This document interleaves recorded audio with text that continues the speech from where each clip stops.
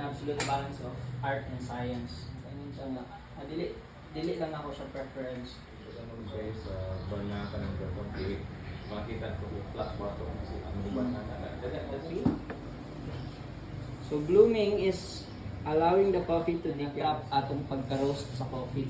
So that carbon dioxide can hinder you from extracting those potential flavors sa coffee.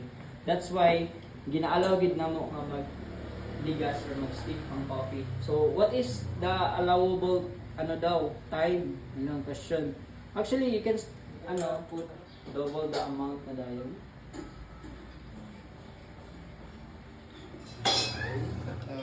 Again, hindi siya masayang kape.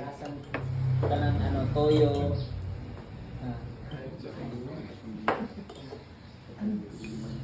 Meron siyang pre-infusion. So ito, pag-akit mo, nasa 9 bars na siya dito. Sa other gate. So after this exercise yun ang extraction. So it's from here, going there, or in between. Never going here to there. Medyo imposible yan. Sa gitna ka magsisimula. So this is your first 32 seconds. Okay, and this is your extra. Tikman natin. Work ba siya ng calibration? Hindi. Okay. And then, purge na natin. Kailangan mo i-purge kasi may mga water na magawas diya. Dugay mo na di na gamitan.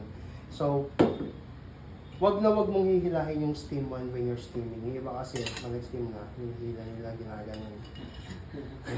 Umiikot yan. So, warning ko lang, umiikot yan. Okay? So, hanggang dito ka lang. Ito, kapag ginanon mo, and then, so nakaganyan yan actually. Tapos pag hinila ko, ganito. So, nandito ko na sa side na to.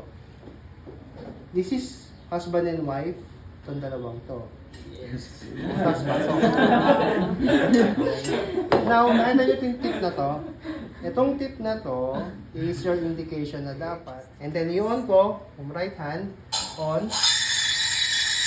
Tapos assist, baba agad. Kailangan marinig yung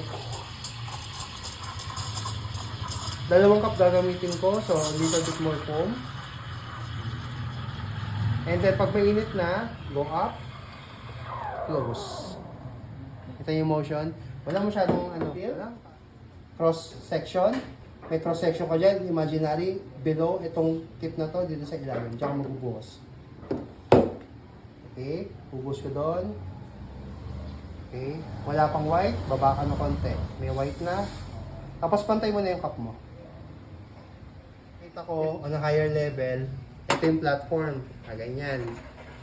Okay? So pour sa gitna, dun sa ilalim ng tip. Okay?